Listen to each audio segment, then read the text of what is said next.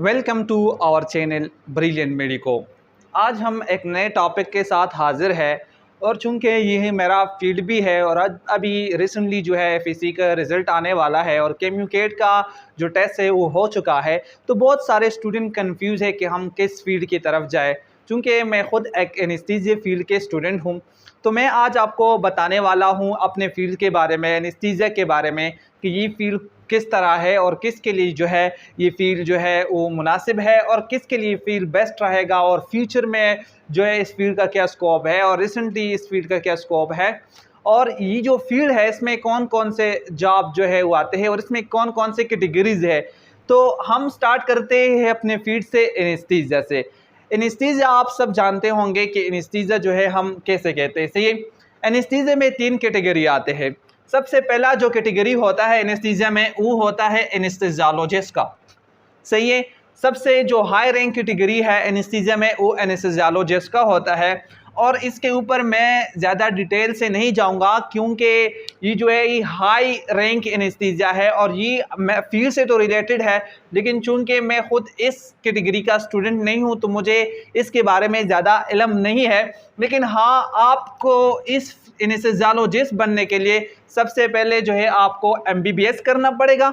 MBBS के बाद आप जो है जो स्पेशलाइजेशन है वो आप एनेस्थीसिया में कर लोगे तो आप एनेस्थेसियोलॉजिस्ट बन जाओगे। और अगर आप सर्च करते हैं गूगल्स के ऊपर के वर्ड्स में दुनिया में सबसे ज़्यादा सैलरी किस फील्ड का है, तो आपको सबसे पहला जो नंबर पे आएगा वो एनेस्थेसियोलॉजिस्ट जो है वो हाई पेड डॉक्टर है। और ये बात भी याद रखें कि एनेस्थीसिया में यही कैटेगरी और यही रैंक वाले जो एनेस्थेसियोलॉजिस्ट होंगे उन्हें हम डॉक्टर कहला सकेंगे और वो जो है वो ख़ुद को डॉक्टर कह सकते हैं। इसके बाद हमारे पास दूसरा कैटेगरी आते हैं एनेस्थीसिया में जो होता है एनेस्थीसिया टेक्नोलॉजिस्ट। जो एनेस्थीसिया टेक्नोलॉजिस्ट होता है इसके लिए क्या क्या रिक्वायरमेंट है। इसके लिए आपने सबसे पहले एफएससी करना होता है, मैट्रिक के बाद एफएससी कर लेते हैं। एफएससी के बाद अगर आप खैबर पख्तूनख्वा में करते हैं तो आपको केएमयू के कैट का टेस्ट देना पड़ेगा और फिर केएमयू के टेस्ट के देने के बाद जो है केएमयू के जो अपने इंस्टीट्यूट है, जो केएमयू की कैंपसेस है उसमें BS एनेस्थीसिया टेक्नोलॉजी वो ऑफर होती है। इसके अलावा आप जो शहीद जुल्फ़िकार अली भट्टू मेडिकल यूनिवर्सिटी है वहाँ से भी आप कर सकते हैं। और इसके साथ साथ जो KPK में जो एलाइड हेल्थ साइंस के जो प्राइवेट इंस्टीट्यूट है वो भी एनेस्थीसिया टेक्नोलॉजी जो है उसमें BS को ऑफर करती हैं। और जब आप BS करते हैं एनेस्थीसिया टेक्नोलॉजी में तो आप जो है एनेस्थीसिया टेक्नोलॉजिस्ट बन जाते हैं और ये एनेस्थीसिया के फील्ड में सेकंड कैटेगरी जो है ये आपके पास ये वाली आ जाती है। इसके बाद आपके पास जो सबसे लो लेवल की कैटेगरी है एनेस्थीसिया में, जो कि एनेस्थीसिया टेक्नोलॉजिस्ट और एनेस्थेसियोलॉजिस्ट को असेस करते हैं, वो आपके पास होता है एनेस्थीसिया टेक्नीशियन। एनेस्थीसिया टेक्नीशियंस के एडमिशन जो है आजकल जो पैरामेडिकल इंस्टीट्यूट है वो ऑफर करते हैं और ये भी जो है अभी स्टार्ट हुई है एडमिशन जो है उसके। कुछ जो प्राइवेट इंस्टीट्यूट है उसमें तो अभी भी स्टार्ट है और जो आपके पास गवर्नमेंट इंस्टीट्यूट इन KPK है तो उसके मेरिट लिस्ट भी आ चुके हैं। ये आप करते हैं जब आप मैट्रिक करते हैं तो मैट्रिक के बाद जो है आप एनेस्थीसिया टेक्नीशियन वाला जो डिप्लोमा होता है 2 साल का डिप्लोमा होता है और ये आप कर सकते हैं तो आप एनेस्थीसिया टेक्नीशियन बन जाते हैं। 2 बातें याद रखना है कि जो एनेस्थीसिया के स्टूडेंट होते हैं यहाँ पे ये एनेस्थेसियोलॉजिस्ट खुद को डॉक्टर कह सकते हैं, लेकिन जो एनेस्थीसिया टेक्नोलॉजिस्ट है और जो एनेस्थीसिया टेक्नीशियन है वो अपने आप को डॉक्टर नहीं कह सकते। ये बात याद रखना है। एनेस्थीसिया टेक्नीशियन करने के बाद आप अगर फर्दर एनेस्थीसिया टेक्नोलॉजिस्ट बनना चाहते हैं तो उसके लिए आपको 4 साल जो है यानी डिप्लोमा करने के बाद एनेस्थीसिया टेक्नीशियन बनने के बाद आपने है 4 साल जो है वो फर्दर मोर एनेस्थीसिया के फील्ड में जाके स्टडी करना पड़ेगा और तब जाके आप एनेस्थीसिया टेक्नोलॉजिस्ट जो है वो बन सकते हैं। जो एनेस्थीसिया टेक्नोलॉजिस्ट है यहाँ पे मैंने आपको बता दिया कि KPK में KMU खैबर मेडिकल यूनिवर्सिटी इसको ऑफर करती है और जो बाकी भी एलाइड हेल्थ साइंस के इंस्टीट्यूट है वो भी ऑफर करते हैं, लेकिन उसके लिए एनेस्थीसिया टेक्नोलॉजिस्ट के लिए यहाँ पे आपको जो KMU के कैट टेस्ट है जो कि अभी हुआ है वो देना लाजमी होता है। दूसरे नंबर पे मैं बात करूंगा कि जब आप BS एनेस्थीसिया टेक्नोलॉजिस्ट यानी BS एनेस्थीसिया कर लेते हैं, एनेस्थीसिया टेक्नोलॉजी में आप बैचलर करते हैं, तो उसके बाद आगे आपके पास कौन कौन से जो अपॉर्चुनिटीज़ होती है जो हायर स्टडी के लिए, तो उसमें आप जो है MPH आगे कर सकते हैं, मास्टर इन पब्लिक हेल्थ, इसके लिए एलिजिबल होते हैं। और अभी अभी रिसेंटली एक जो 6 मंथ का एक डिप्लोमा KMU ने इनिशिएट किया हुआ है, शुरू हुआ है KMU में, तो उसके लिए भी आप जो है इस एलाइड हेल्थ साइंस की जितने भी कैटेगरी है, जितने भी डिसिप्लिन है, वो लोग अप्लाई कर सकते हैं।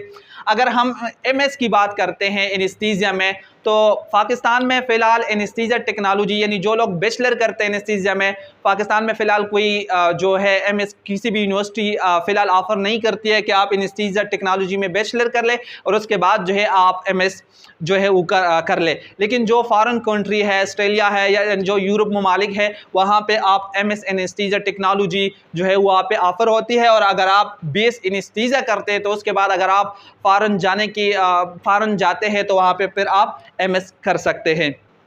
थोड़े से आते हैं, जब भी हम कोई फील्ड सेलेक्ट करते हैं, कोई भी किसी भी जगह जाते हैं, तो हम कहते हैं कि इसका स्कोप क्या है, इसके जॉब्स क्या होंगे, इसके सैलरी क्या होंगे, और ये बहुत ही इंपॉर्टेंट बात होती है और इस बेस पे हम जो है फील्ड को सेलेक्ट करते हैं। सबसे पहले आपको मैं इसका स्कोप के बारे में बताता हूँ, फिर जॉब्स के बारे में आते हैं, और जो यूनिवर्सिटी ऑफ़र करती है वो तो मैंने ऑलरेडी आपको बता दिया। स्कोप इसका बहुत ज़्यादा है और इसका जो स्कोप है वो प्राइवेट सेक्टर में इसका scope as compare to government अगर मैं आपसे कहूँ तो प्राइवेट सेक्टर में ज़्यादा होता है। जो एनेस्थीसिया टेक्नोलॉजिस्ट होते हैं या एनेस्थीसियोलॉजिस्ट होते हैं या जो एनेस्थीसिया टेक्नीशियन होते हैं, यहाँ पे वही बात आएगी कि जो एनेस्थीसियोलॉजिस्ट जो होंगे, जो हाई रैंक के सर्जरी होंगे, तो उसमें ये लोग यानी एनेस्थीसियोलॉजिस्ट के बगैर आप वो परफॉर्म नहीं कर सकते। फिर similar like this anaesthesia technologist और एनेस्थीसिया टेक्नीशियन, क्योंकि नॉलेज का फ़र्क है। ये जो है MBBS के बाद 4 साल लगाता है, ये FSC के बाद 4 साल लगाता है और ये मैट्रिक के बाद 2 साल लगाता है, तो इनमें फ़र्क जो है वो लाजमी होगा। जितनी भी सर्जरी होती है, माइनर है, मेजर, जितनी भी सर्जरी होती है सही है, तो उसके लिए जो एनेस्थीसिया दी जाती है वो आपके पास एनेस्थीसियोलॉजिस्ट दे सकता है, एनेस्थीसिया टेक्नोलॉजिस्ट दे सकता है या एनेस्थीसिया टेक्नीशियन जो है वो उसके दे सकते हैं। और उसके बगैर कोई भी सर्जन जो है वो सर्जरी परफॉर्म नहीं कर सकती, यानी जहाँ जिस सर्जरी में एनेस्थीसिया की ज़रूरत हो, तो जब तक इन तीनों में से कोई एनेस्थीसिया नहीं दे सकता तो तब तक आप जो है वो सर्जरी परफॉर्म नहीं हो सकती। तो ये आप इस बात से आपके इसके स्कोप का अंदाज़ा लगा सकते हैं। जो जॉब की अगर मैं बात करूं, सही है, तो KPK में जॉब जो आते हैं वो फ़िलहाल जो है वो हमारा जो एलाइड हेल्थ साइंस के काउंसिल जो बन चुका है लेकिन फंक्शनल नहीं हुआ है। लेकिन जो पंजाब है तो वहाँ पे एनेस्थीसिया टेक्नोलॉजिस्ट के 17 स्केल के जॉब जो है वो अभी recently Punjab public service commission ने जो है एडवर्टाइज़ की हुई है। जो यहाँ पे अगर हम बात करें कि KPK में, तो KPK में जो जॉब है एनेस्थीसिया के वो 12 स्केल के अमूमी आते हैं। अभी अभी तो स्टार्ट हुई है कि जो कॉम्प्लेक्सेस है उसमें 16 स्केल के और 17 स्केल के टेक्नोलॉजिस्ट के जॉब आते हैं। लेकिन एक बात याद रखें कि अगर आप टेक्नीशियन आप 12 स्केल्स के ऊपर भी आप KPK में भर्ती होते हैं, आपकी अपॉइंटमेंट होती है और उसके बाद आपके पास बेस होता है, तो आपकी जो स्केल है वो बहुत जल्द जो है वो आगे 17 तक पहुंच सकती है।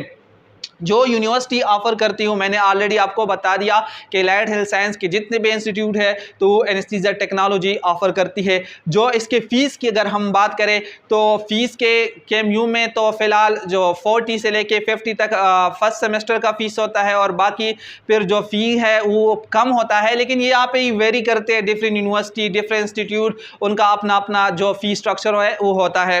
यहाँ पर मैं आपको ये भी बता दूँ कि जो एनेस्थीसिया टेक्नोलॉजिस्ट होते हैं इनके फ़ॉरेन में भी बहुत ज़्यादा स्कोप होते हैं। यानी अगर आप UAE जाते हैं और वहाँ पे आप DHA लाइसेंस जो है उसके एग्ज़ाम आप पास करते हैं, तो वहाँ पे आपको जो है एक अट्रैक्टिव सैलरी जो है वहाँ पे आपको मिल सकती है एनेस्थीसिया टेक्नोलॉजी में। लेकिन यहाँ पे कुछ पॉइंट है जिसका आपने जो है ज़हन में रख के इस फील्ड में आना होगा। वो ये है कि ये जो फील्ड है ये क्रिटिकल फील्ड है, ये इमरजेंसी वाला फील्ड है, क्रिटिकल फील्ड है। और इस फील्ड में वो स्टूडेंट आगे जाते हैं जो जिसमें पोटेंशियल होती है, जिसमें आपके पास कुछ करने की सलाहियत होती है, और इस फील्ड में वो स्टूडेंट आगे जा सकते हैं कि जो एक्टिव स्टूडेंट होते हैं। यानी कहने का मकसद ये है कि अगर कोई कहता है कि मैं तो एनेस्थीसिया करता हूँ और मैं आगे बहुत सारे पैसे कमाऊँगा, ठीक है, आप पैसे कमा लेंगे, लेकिन आपके लिए एक्टिव का होना बहुत ज़रूरी है। आप में एनर्जी जो है बहुत होना ज़रूरी है। आप यानी लेज़ी पर्सन जो है इस फील्ड में नहीं चल सकता, क्योंकि ये बहुत ही एक्टिव और क्रिटिकल फील्ड है एनेस्थीसिया के। तो आज हमने जो बात की, हमने डिफरेंट कैटेगरीज की बात जो उसके बारे में हमने बात की। ये बात याद रखें कि anaesthesia technologist is not a doctor and anaesthesia technology technician is not a doctor. ये हमारे लोगों का एक मिसकंसेप्ट है कि हम हर किसी को जो है वो ओवरऑल पहन लेता है, वाइट ओवरऑल पहन लेता है और स्टेथोस्कोप जो है वो पहन लेता है, तो हम उसको डॉक्टर कहना शुरू कर देते हैं। तो कोई भी पाकिस्तान में जो डॉक्टर है, जो HEC के अकॉर्डिंग है, एक DPT वाले डॉक्टर अपने आप को कह सकते हैं और उसमें भी थोड़ी बहुत जो है उसके ऊपर भी बातें चलती है, लेकिन वो कह सकते हैं। PhD वाले अपने आप को डॉक्टर बोल सकते हैं, जो DVM वाले हैं वो भी अपने आप को डॉक्टर बोल सकते हैं, और जो MBBS और BDS वाले हैं वो लोग अपने आप को डॉक्टर बोलते हैं। लेकिन ये बात याद रखें और बोल सकते हैं, उनको अलाव है, ये बात याद रखें, अगर आप एनेस्थीसिया टेक्नोलॉजिस्ट बन जाती है, एनेस्थीसिया टेक्नीशियन करते हैं, तो आप डॉक्टर नहीं कहलाएंगे और आप अपने आप को डॉक्टर जो है वो नहीं कह सकते।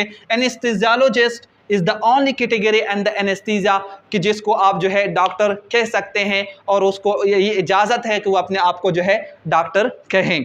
तो ये थी आज की हमारी वीडियो। जो स्कोप के बारे में अगर मैं आपको इन शॉर्ट दोबारा बता दूं, तो स्कोप जो एनेस्थीसिया का है बहुत ही वाइड स्कोप है। आप एनेस्थीसिया में अगर मैंने आपको बता दिया, अगर आप एक्टिव है, आप एनर्जेटिक है, आप में पोटेंशियल कुछ करने के है, आप में एबिलिटी है, तो आप एनेस्थीसिया की फील्ड में बहुत आगे जा सकते हैं। देखो, जो सर्जरी होती है, बात जब पैसों की आती है तो हम सब लोग पैसों को सोच के आगे फील्ड में जाते हैं। तो अगर एक सर्जरी होती है उसमें आपको जो बैकवर्ड एरिया है तो उसमें आपको 1000-1500 रुपये जो है वो दिए जाते हैं, और एक सर्जरी वो माइनर सर्जरी होती है उसमें आधा घंटा 1 घंटा लगता है। तो 1 घंटा और आधे घंटे में कौन जो है, किस फील्ड के लोग जो है वो इतने यानी टेक्नीशियन या जो एनेस्थीसिया टेक्नोलॉजिस्ट है वो मतलब आधे घंटे में 1 घंटे में 1000-1500 रुपये कमा सकते हैं। इसके अलावा जो बड़े बड़े सिटी है जिस तरह इस्लामाबाद है, पेशावर, उसमें जो पेमेंट है जो ये डिपेंड करता है सर्जरी के ऊपर, एनेस्थीसिया ड्यूरेशंस के ऊपर, पेशेंट्स के ऊपर। तो ये उन सब फैक्टर हॉस्पिटल्स के ऊपर भी डिपेंड करता है। तो ये सब फैक्टर को जो है अगर आप उसको ज़हन में रखें, तो एनेस्थीसिया में आप एक जो अगर आपके अंदर पोटेंशियल है, आपके अंदर एबिलिटी है, तो आप एनेस्थीसिया में बहुत आगे जो है वो जा सकते हैं। तो होपफुली उम्मीद करता हूँ कि इस वीडियो के बाद जो लोग एनेस्थीसिया में आना चाहते हैं, जो एनेस्थीसिया टेक्नीशियन में जाना चाहते हैं, एनेस्थीसिया टेक्नोलॉजिस्ट में आना चाहते हैं, या एनेस्थीसियोलॉजिस्ट अगर कोई बनना चाहता है, खैर ये तो मेरे रैंक नहीं है, लेकिन मैं रिकमेंड करूँगा कि आप एनेस्थीसिया टेक्नोलॉजिस्ट बने, आप BS करें। आपके पास जो है एनेस्थीसिया के बारे में बहुत सारा नॉलेज आ जाएगा और आप अपने फील्ड में काफ़ी हद तक जो है वो आगे जा सकते हैं। तो इस वीडियो के बनाने का मकसद ये है कि जो स्टूडेंट एनेस्थीसिया में आना चाहते हैं और उसके माइंड में कुछ कन्फ्यूजन है, तो कन्फ्यूजन इस वीडियो से इंशाल्लाह दूर हो जाएगा। और इसके साथ साथ मैं आपको एक अटेंड फिर बता दूं कि एनेस्थीसिया टेक्नोलॉजिस्ट और anaesthesia technician is not a doctor. इस तरह MLT टेक्नीशियन, MLT टेक्नोलॉजिस्ट या रेडियोलॉजी टेक्नीशियन या रेडियोलॉजी जो टेक्नोलॉजिस्ट है, इस तरह जो हेल्थ टेक्नीशियन है या हेल्थ टेक्नोलॉजिस्ट है, डेंटल टेक्नीशियन है या डेंटल टेक्नोलॉजिस्ट है, वो भी अपने आप को जो है डॉक्टर नहीं बोल सकते। सही है। तो ये थी मेरी आज की वीडियो। होपफुली कि ये जो है बहुत हेल्पफुली हो गई इंशाल्लाह, और आपके जो कन्फ्यूजन है वो इंशाल्लाह ख़त्म हो जाएंगे इससे। जो मैंने इसमें बोला है कि डॉक्टर कुछ लोग अपने आप को नहीं कह सकते, अगर उसके ऊपर कोई जो है खफा होता है तो उसके लिए sorry, and thank you very much for your time.